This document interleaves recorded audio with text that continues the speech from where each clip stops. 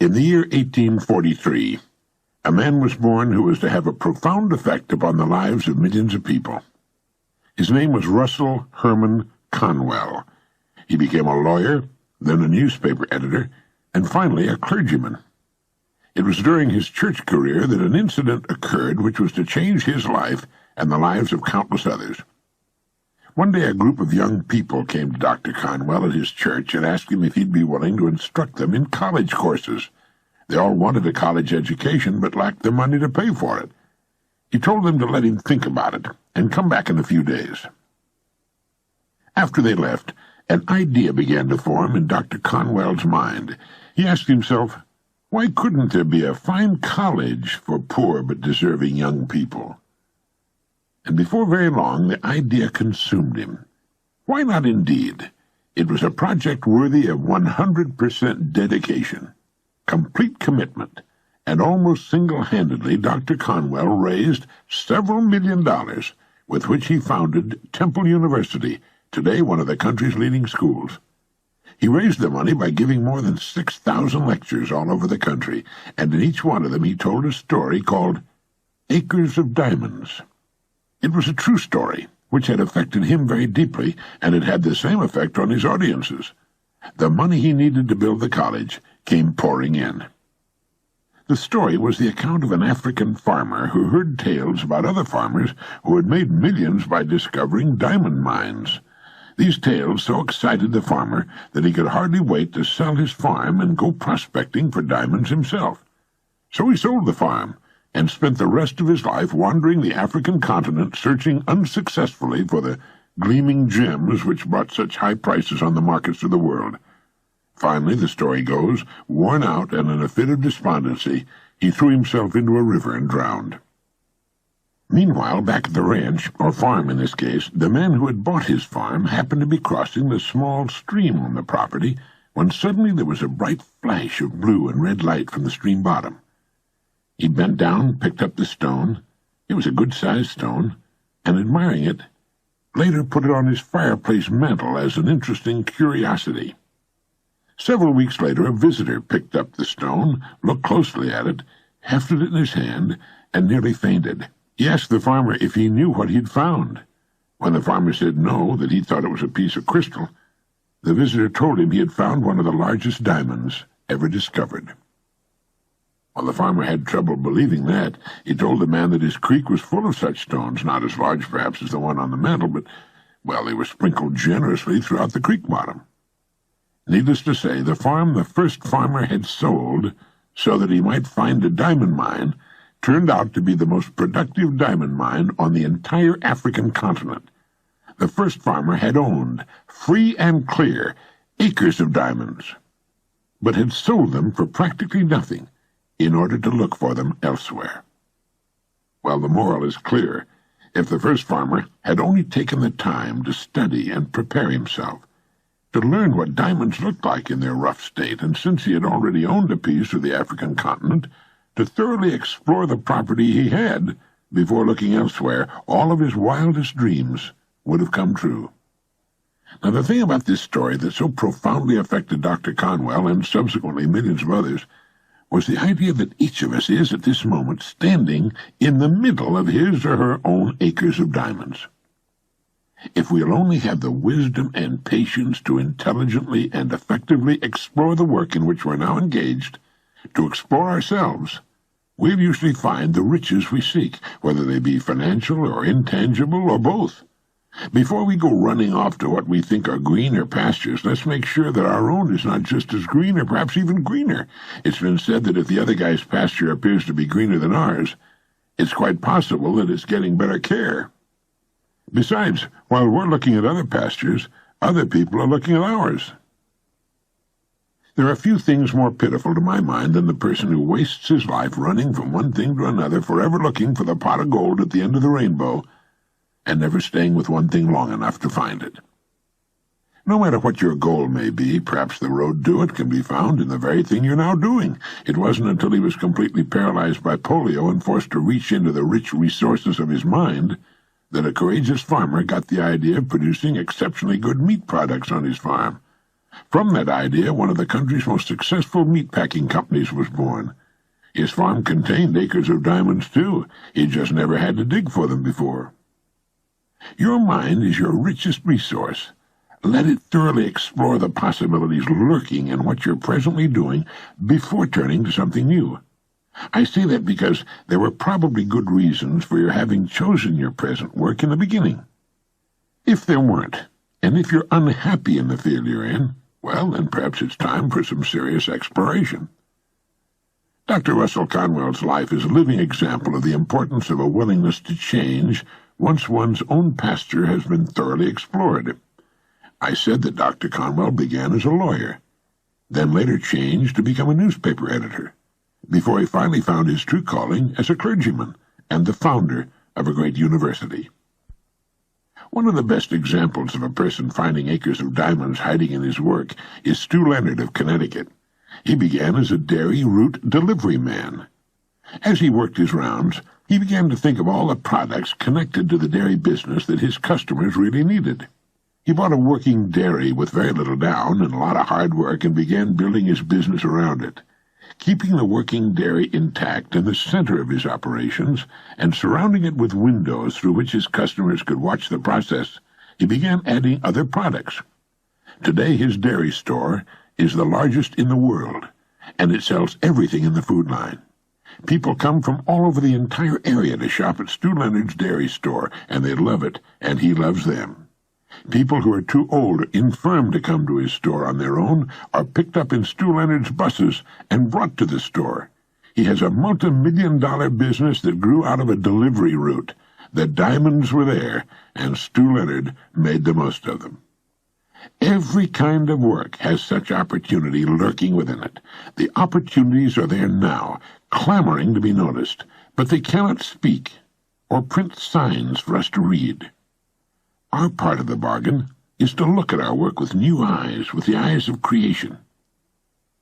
Teilhard de Chardin said, "It is our duty as men and women to proceed as though limits to our abilities do not exist.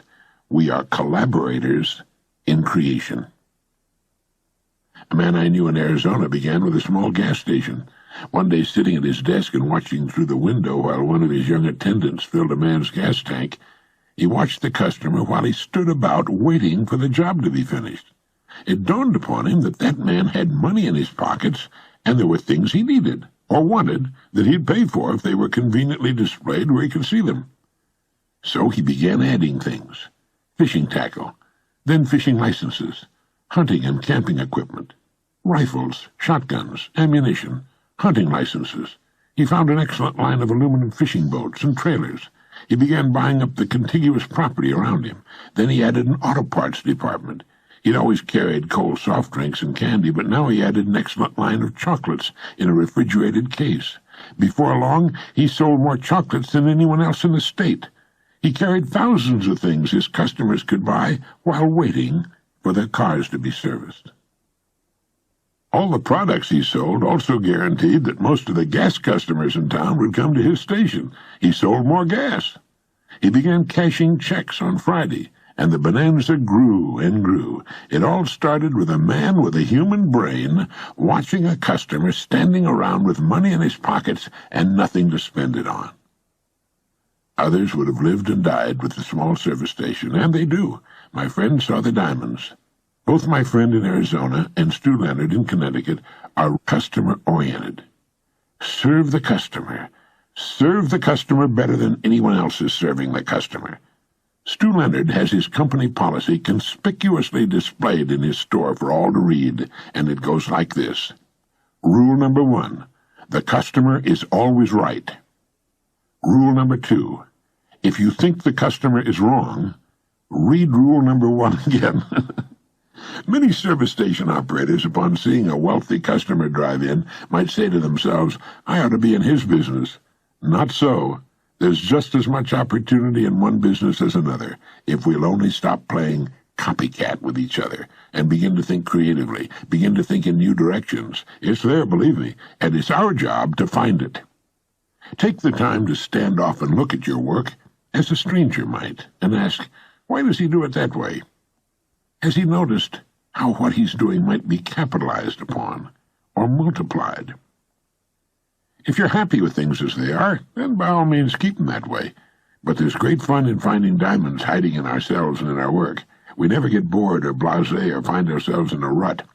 A rut, we're reminded, is really nothing more than a grave with the ends kicked out. Some of the most interesting businesses in the world grew out of what was originally a very small idea in a very small area. If something is needed in one town, then the chances are it's also needed in all towns and cities all over the country. You might also ask yourself, how good am I at what I'm presently doing? Do you know all there is to know about your work? Would you call yourself a first-class professional at your work? How would your work stand up against the work of others in your line? The educator and author J.B. Matthews wrote, "Unless a person has trained himself for his chance, the chance will only make him ridiculous. A great occasion is worth to a man exactly what his preparation enables him to make of it." I'm sure Dr. Matthews intended to include the female half of the world in that statement. I'm often appalled by how little people know about the business they're in. "That's not my department," they'll say. I suppose if they see a fire starting in someone else's department, they wouldn't report it. Most real estate people don't sell homes and property. They show homes and property, something a 6-year-old child could do. They often know nothing at all about selling or marketing, yet they call themselves real estate professionals. They're actually tour guides. "This is the living room," they say to intelligent men and women who already know what a living room looks like. Someone, come to think of it, I think it was me, once wrote that the human race is much like a convoy in time of war. The whole menagerie is slowed down to protect the slowest ships, and they march on in that dusty valley, unmindful of the diamonds beneath their feet. The first thing we need to do to become a diamond miner is to break away from the crowd and quit assuming that because people in the millions are living that way, it must be the best way. It is not the best way. It's the average way. The people going the best way are way out in front. They're so far ahead of the crowd you can't even see their dust anymore. They're the people who live and work on the leading edge, the cutting edge, and they mark the way for all the rest. We have a choice to make, really, you and I. It takes imagination, curious imagination, to know that diamonds don't look like cut and polished gemstones in their rough state, nor does a pile of iron ore look like stainless steel. To prospect your own acres of diamonds, develop a faculty we might call intelligent objectivity. The faculty to stand off and look at your work as a person from Mars might look at it. Within the framework of what industry or profession does your job fall? Do you know all you can about your industry or profession? Isn't it time for a refreshing change of some kind? How can the customer be given a better break? Each morning ask yourself, how can I increase my service today? There are rare and very marketable diamonds lurking all around me. Have I been looking for them, examining every facet of my work and of the industry or profession in which it has its life? There are better ways to do what I'm presently doing. What are they? How will my work be performed 20 years from now? Everything in the world is in a state of evolution and improvement. How can I do what will eventually be done anyway now? Think of what Stu Leonard did with his dairy route, and my Arizona friend with his small service station, what Famous Amos did with his chocolate chip cookies, what Procter & Gamble did with soap. Sure, there's risk involved. There's no growth of any kind without risk. We start running risks when we get out of bed in the morning. Risks are good for us. They bring out the best that's in us. They brighten the eye and get the mind cooking. They quicken the step and put a new shining look on our days. Human beings should never be settled. It's okay for chickens and cows and cats, but it's wrong for human beings. People start to die when they become settled. We need to keep things stirred up. Back in 1931, Lloyd C. Douglas, the world-famous novelist who wrote The Robe, Magnificent Obsession, and other best-selling books, wrote a magazine article titled Escape. Now, in that article, Douglas asked, who of us has not at some time toyed briefly with the temptation to run away? If all the people who have given that idea the temporary hospitality of their imagination were to have acted upon it, few would be living at their present addresses.